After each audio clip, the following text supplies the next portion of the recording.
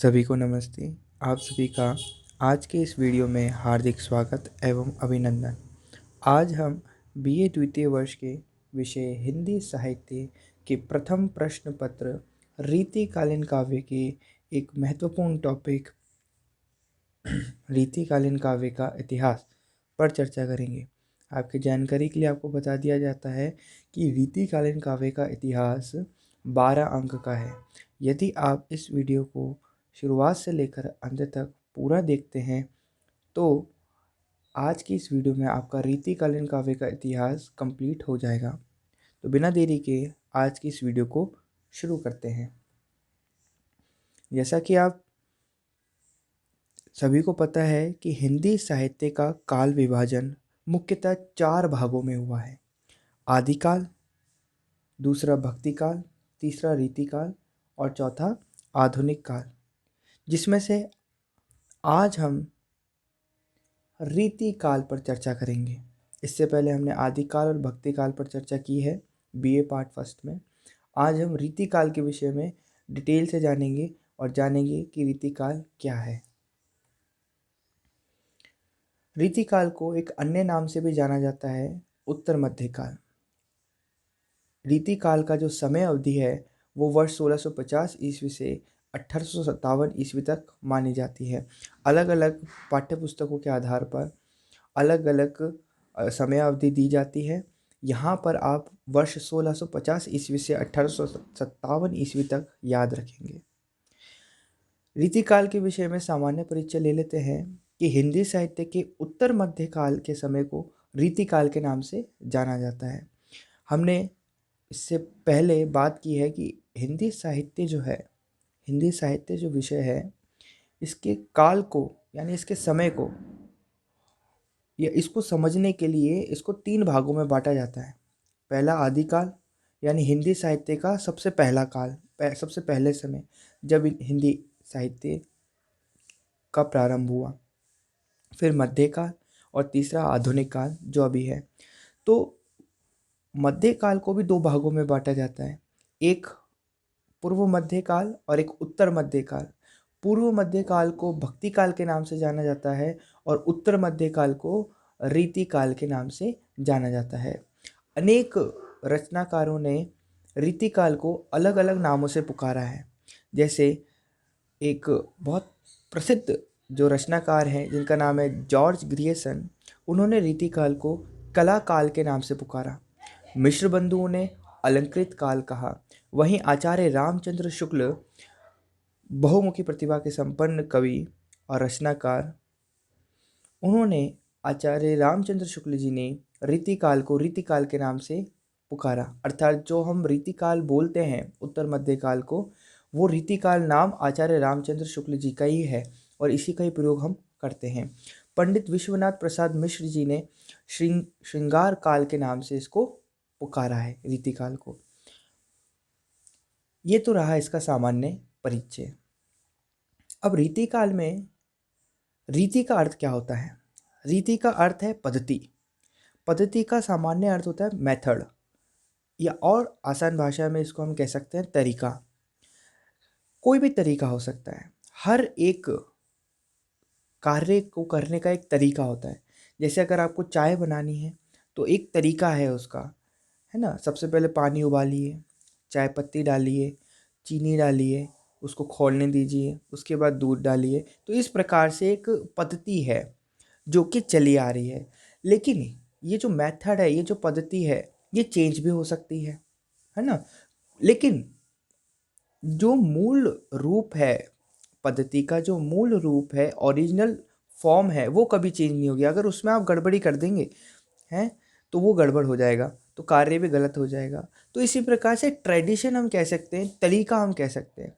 यहाँ पर हिंदी साहित्य में रीति का अर्थ पद्धति से अगर लें तो काव्य रचनाएं, जो साहित्य रचनाएं हुई हैं, जो काव्य रचनाएं हुई हैं, उनका जो पहले वाले कवि थे उन्होंने जो तरीका बताया, उसी के आधार पर जब आगे की रचनाएं होती हैं, जो भविष्य की रचनाएं हैं, जो आगे आने वाली रचनाएं हैं, वो भी पहले वाली जो रचनाएं उन्हीं को देखकर की जाए, या जैसे पहले रचनाएं की गई थी उनमें जिन तरीकों का इस्तेमाल किया जा रहा था, उन्हीं तरीकों का इस्तेमाल जब आगे भी किया जाता है तो ऐसे काव्यों की रचनाओं के समय को रीतिकाल के नाम से जाना जाता है। रस, अलंकार, गुण, ध्वनि और नायिका भेद आदि काव्य के अंगों का विवेचन करते हुए इनके लक्षण बताते हुए रचे गए काव्य की प्रधानता के कारण इस काल को रीतिकाल कहा गया है। कि भाई रीतिकाल में जो काव्य है उसमें काव्य के ये सारे अंग आपको दिखते हैं, रस भी दिखता है, अलंकारों का प्रयोग भी दिखता है, गुणों का भी प्रयोग दिखता है, ध्वनि और नाई का भेद भी दिखते हैं।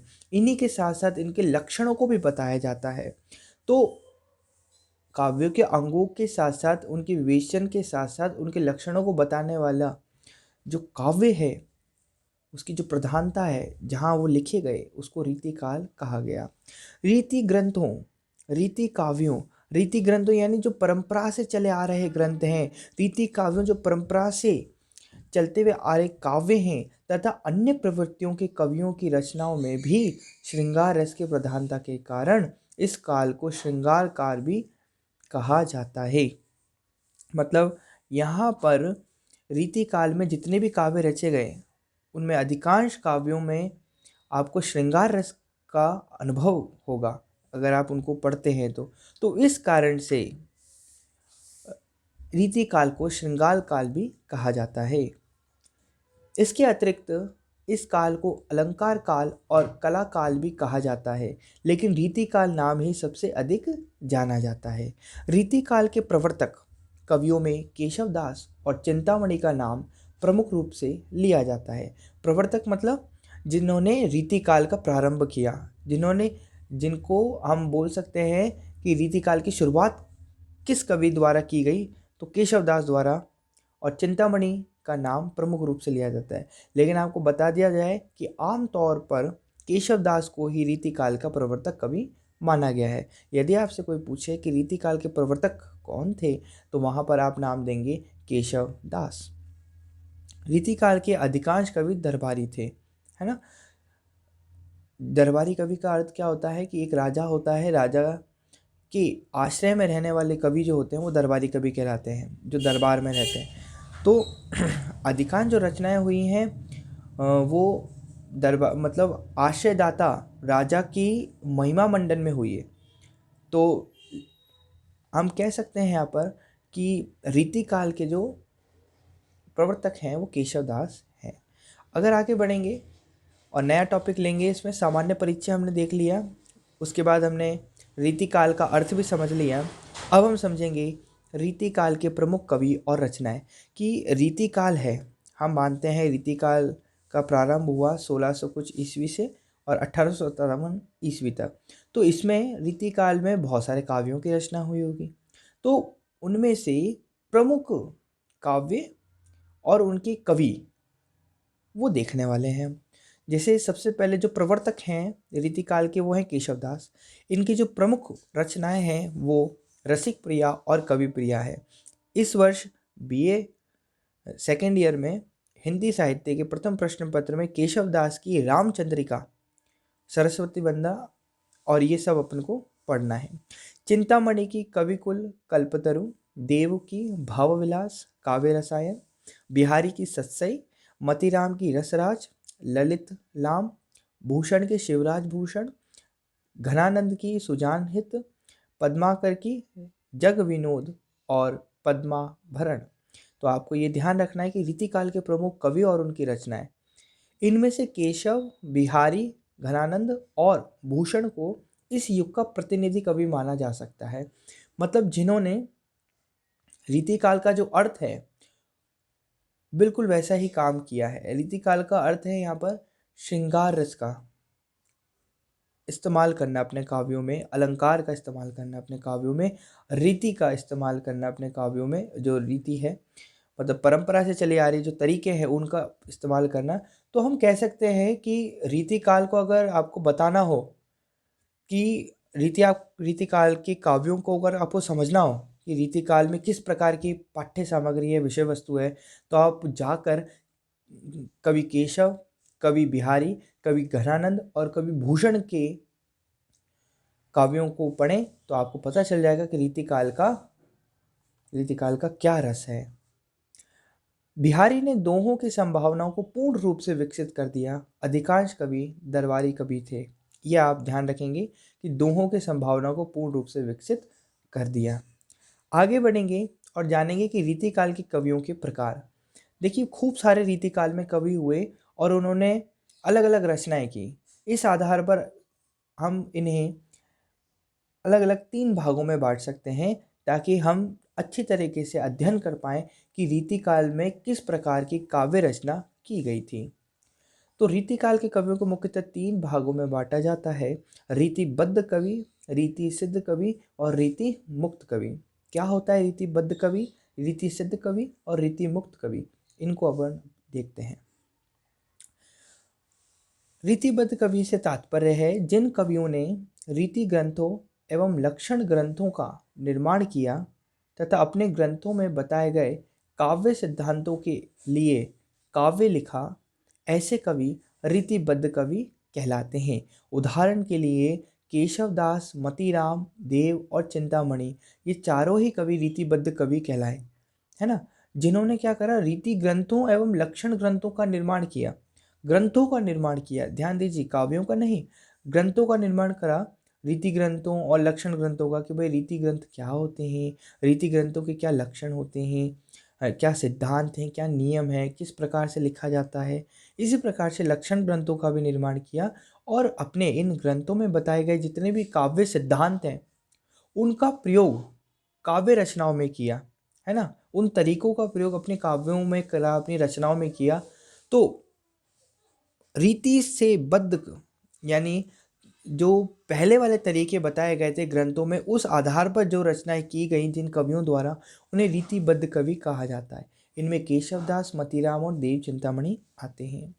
रीति सिद्ध कवि की बात करें तो ऐसे कवि जिन्हें रीति शास्त्र का ज्ञान है और वे रीति परंपरा का पालन भी करते हैं, परंतु रीति ग्रंथ ना लिखकर सीधे काव्य की रचना करते हैं, ऐसे कवि रीति सिद्ध कवि कहलाते हैं।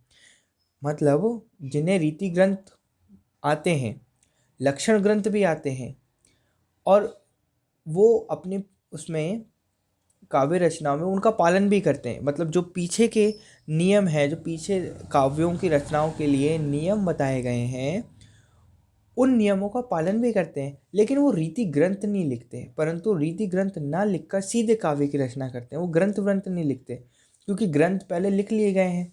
केशवदास, मतीराम, देव चिंतामणि और इनके द्वारा बहुत सारे रीति ग्रंथ, लक्षण ग्रंथ लिख रखे हैं।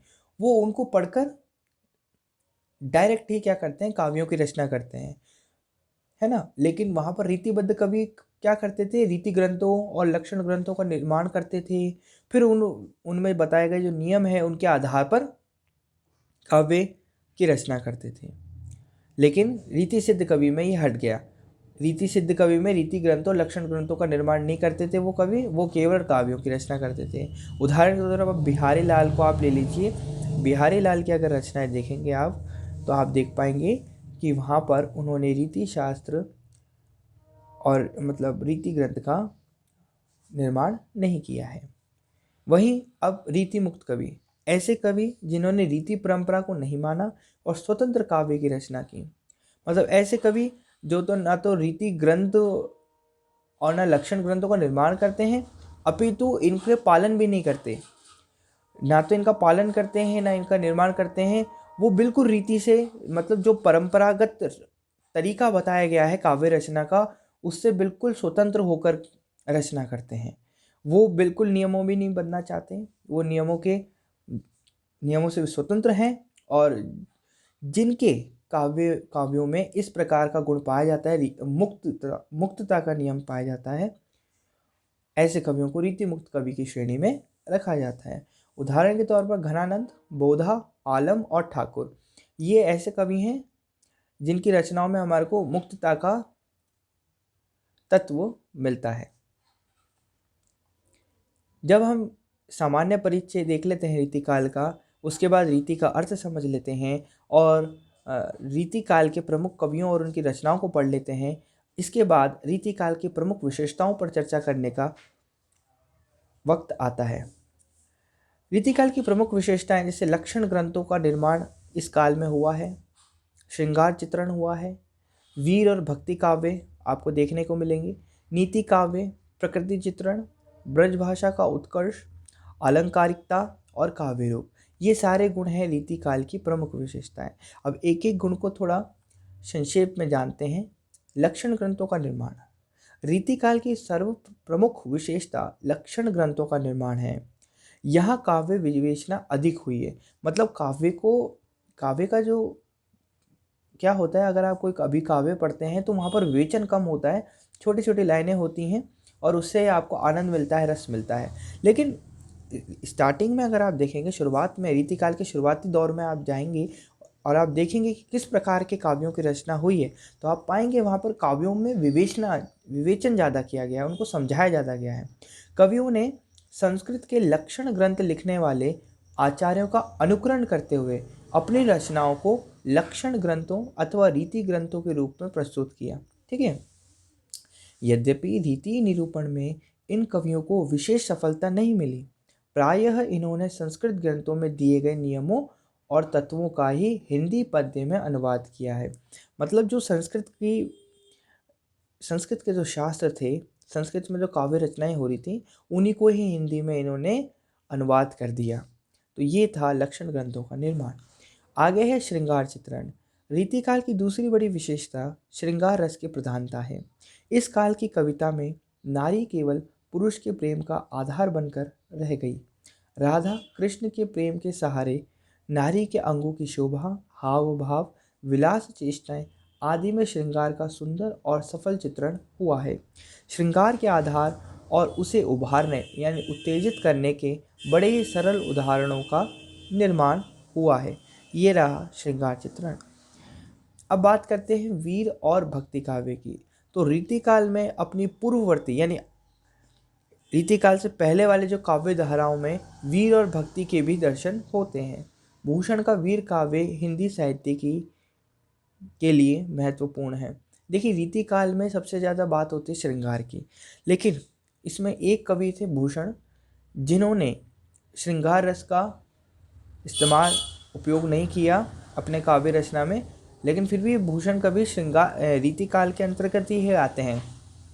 लेकिन इन्होंने श्रृंगार के बजाय वीर रस का उपयोग अपने काव्यों में किया। नीति काव्य की बात करें तो नीति काव्य इस युग की एक नई देन है। इस क्षेत्र में वृंद के नीति दोहे और गिरधर की कुंडलियाँ तथा दीनदयाल गिरी की अन्योक्तियाँ उल्लेखनीय हैं, है ना। हम बात कर रहे हैं रीतिकाल में श्रृंगार रस की, कि श्रृंगार रस प्रधान है, लेकिन उसके साथ साथ एक नीति का गुण भी काव्यों में देखने को मिला है, जो कि इस युग की नई देन है। फिर बात आती है कि रीतिकाल में जो काव्य रचनाएं हैं उसमें प्रकृति चित्रण को भी हमारे को देखने को मिलता है। स्वतंत्र और आधार रूप में प्रकृति चित्रण बहुत कम रूप में हुआ है। इनके काव्य में प्रकृति का बिंबग्राही यानी पिक्चर्स क्यू यानी विशेष अर्थ वाला रूप नहीं मिलता। प्रकृति के उद्दीपन रूप यानी उत्तेजित करने या उभारने या विशेषतः मनोभावों को जागृत तथा उत्तेजित करने की क्रिया या भाव का चित्रण भी परंपरागत है, कुछ नया नहीं करा है। बस जो परंपरा से चला आ रहा है, जो हमेशा से चला आ रहा है, उसी तरीके से प्रकृति का चित्रण किया गया है। ब्रज भाषा का उत्कर्ष भी हमारे को देखने को मिलता है कि यह काल ब्रज भाषा का स्वर्ण युग रहा है। भाषा में वर्ण मैत्री, अनुप्रासत्व, ध्वन्यात्मकता, शब्द संगीत आदि का पूरा निर्वाह किया गया है। भाषा की मधुरता के कारण मुसलमान कवियों का भी इस ओर ध्यान गया। इसमें अवधी, बुंदेलखंडी, फारसी के शब्दों को मिलाया गया और कवि ने अपने भावानुकूल बनाने के लिए इसके शब्दों को तोड़ा मरोड़ा। अलंकारिकता की बात करें तो रीति काव्य की एक अन्य प्रधान प्रवृत्ति अलंकारिकता है। इसका कारण राज दरबारों का विलासी वातावरण तथा जनसाधारण की रुचि थी। कवि को अपनी कविता भड़कीले रंगों में रंगनी पड़ती थी। बहुत सारे कवियों ने अलंकारों के लक्षण उदाहरण दिए, लेकिन बहुतों ने केवल उदाहरण ही लिखे, जबकि उनके मन में लक्षण विद्यमान थे। जैसा कि हमने अभी देखा भी था कि अलग अलग प्रकार के कवि थे। किन्हीं ने लक्षणों को बताया और फिर मतलब पहले लक्षणों को समझाया कि ये लक्षण है, फिर उनका हम प्रयोग कर रहे हैं, तो ऐसे कवि रीतिबद्ध कवि कहलाए।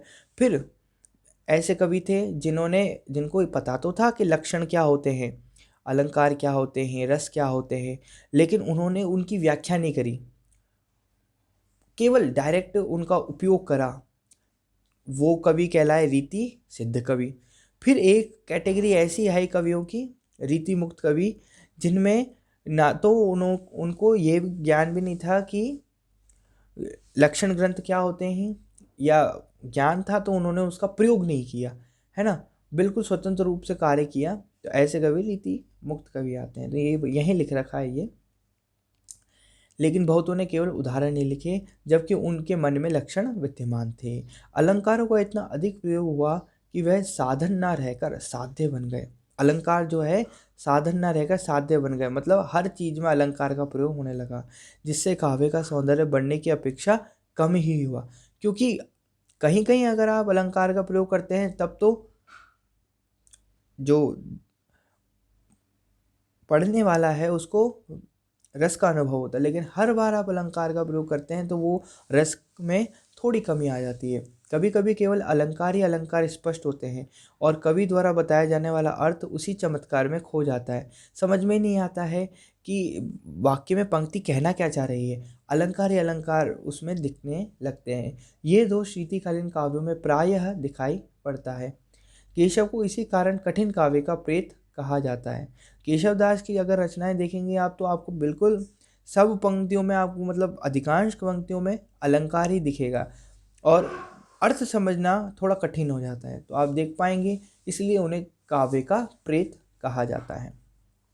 अगर बात करें काव्य रूप अगली विशेषता की, तो रीतिकाल में मुक्तक काव्य रूप को प्रधानता मिली है। मुक्तक काव्य राजाओं की काम क्रीड़ा और काम वासना को उत्तेजित करने एवं उनकी मानसिक थकान को दूर करने के लिए जिस कविता का आश्रय लिया गया वह मुक्तक ही रही। अतः इस काल में कवित्व और सवैया की प्रधानता रही। कवित्व का प्रयोग वीर और श्रृंगार रसों में तथा सवैयों का श्रृंगार रस में हुआ। बिहारी ने दोहा छंद के सीमित शब्दों में अधिक अर्थ व्यक्त करने की कला को विकसित किया, मतलब कम शब्दों के अंदर अधिक अर्थ देने वाली काव्यांगों के लक्षण प्रायः दोहों में ही लिखे जाते थे। कभी कभी उदाहरण भी दोहों में दिए गए। कुछ अच्छे प्रबंध काव्य लिखे गए, जैसे गुरु गोविंद सिंह का चंडी चरित्र, पद्माकर का हिम्मत बहादुर विरुदावली, लाल कवि का छात्र प्रकाश आदि। तो यहाँ हमने रीतिकाल का इतिहास नामक संपूर्ण टॉपिक को पूरा किया है, पूरे टॉपिक को पूरा किया है। और अगर आपको वीडियो पसंद आए तो वीडियो को लाइक करें। धन्यवाद आज की इस वीडियो के लिए।